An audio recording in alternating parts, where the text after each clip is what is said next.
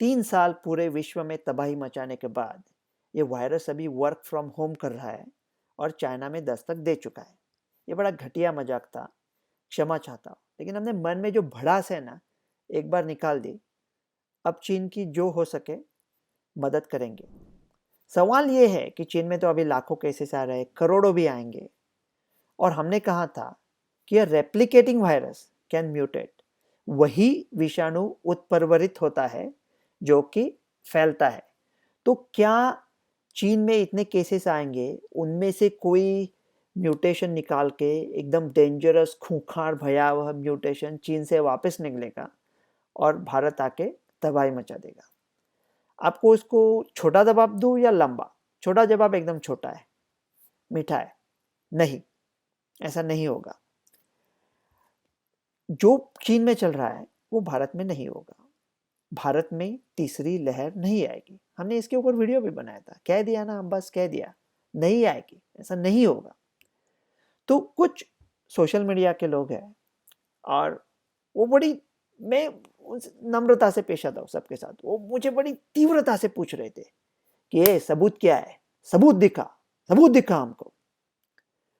तो मेरा एक नन्हा सवाल है, इन मच्छरों से कोई सबूत नहीं मांगता जो सोशल मीडिया के, ऐसा कहना नहीं चाहिए, हम उनसे नहीं कहेंगे कि हमको मत छेड़ो, लेकिन ये कुछ भी कहते हैं सोशल मीडिया पे, कुछ भी उनका चालू रहता है।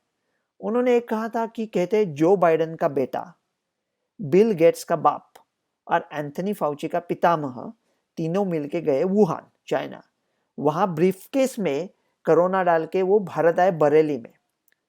बरेली के बाजार में झूम कॉल कर रहे थे, तो तब उनका झुमका गिर गया और तब से भारत में कोरोना फैल गया। ऐसा ऐसा कुछ वीडियो ऐसे भी बनाते हैं, लेकिन उनसे कोई नहीं पूछता। अरे सबूत मांग रहे हो, पहले उन लोगों से जाके पूछो जिन्होंने मेरे हाथ पे लिखा था तेरा बाप चोर है, याद है ना फिल्म का डायलॉग। ये लोगों का पूछने का तरीका गलत है, लेकिन उनका सवाल सही है कि ये जो मैं कुछ कह रहा हूँ उसके पीछे विज्ञान क्या है, क्या ऐसे कुछ कह रहे, इसके पीछे का विज्ञान देख लेते हैं कि ऐसा हो सकता है, म्यूटेशन हो सकता है, लेकिन वो फैल क्यों नहीं हो सकता, वो भारत में आ क्यों नहीं सकता। जब मैं छोड़ा था स्कूल में, तो गावस्कर इंडिया के लिए बैटिंग करता था। ये मैं ना पढ़ लिख के बहुत बड़ा आदमी बन सकता था। मैं सोचता था कि गावस्कर आउट होने के बाद पढ़ाई करूंगा, साला कभी आउट ही नहीं होता था। गावस्कर का स्टाइल क्या था, टिके रहो। वो टाइम पे वो थोड़ा धीमा खेलता था टेस्ट में, क्योंकि वो अकेला ही था ना खेलने वाला। वीरेंद्र सहवाग मारो, मतलब फटाफट रन करो, लेकिन टिकने का कोई गारंटी नहीं था। डेल्टा विषाणुओं के वर्ल्ड का तेंदुलकर था कि टिके भी और मारे भी। ऐसा नहीं होता, ऐसा 100 साल में एक तेंदुलकर निकलता है, वैसे जनरली नहीं होता। क्योंकि अगर आपका एक हर एक खासियत होती है, अगर आपकी खासियत तेजी से खेलना है तो आप जल्दी आउट हो सकते हैं, और आपकी खासियत ये है कि स्लो खेले तो आप ज़्यादा देर, मतलब दोनों नहीं होता। ऐसा वायरस ऐसा नहीं होता कि खूंखार भी है और फैले भी, वो थोड़ा मुश्किल होता है। एक उसका ये बढ़ गया तो दूसरा अपने आप कम होता है। तो इसकी वजह से ऐसा आना मुश्किल है, लेकिन डेल्टा आया था, हमको पता है। लेकिन अगर वो आ भी गया, ऐसा नामुम मुश्किल है लेकिन नामुमकिन नहीं है, तो ऐसा आ भी गया तो उसे फैलना मुश्किल है, क्योंकि ये जो BF7 है वो तो विश्व में पूरा मौजूद होगा। तो ये जो कोई खुखार वेरिएंट आएगा, उसे BF7 से भी जूझना पड़ेगा ना फैलने के लिए। मैंने किसी दूसरे चैनल पे कहा था कि आप एक फुटबॉल टीम में हो और आपके अगेंस्ट पेनल्टी किक दी गई है, और दूसरे पार्टी में 2 प्लेयर है, एक है लियोनेल मेसी और दूसरी है भारत की PT उषा। तो पेनल्टी किक इन दोनों में से कोई तो लेगा, लेकिन वही पेनल्टी किक लेगा वो बॉल तक पहला पहुंचेगा। तो लियोनेल मेसी कितना भी तेज भागे, PT उषा तो उसके आगे निकल जाएगी। से भारत की महिला कुछ भी कर सकती है, लेकिन अगर आपको सॉकर वो इसमें किक बचानी है तो अच्छा है कि मेसी किक ना ले ले। तो इसके वजह से ये जो चाइना से कुछ निकल सकता है वो BF7 से जूझने में कम पड़ेगा और फैलेगा नहीं।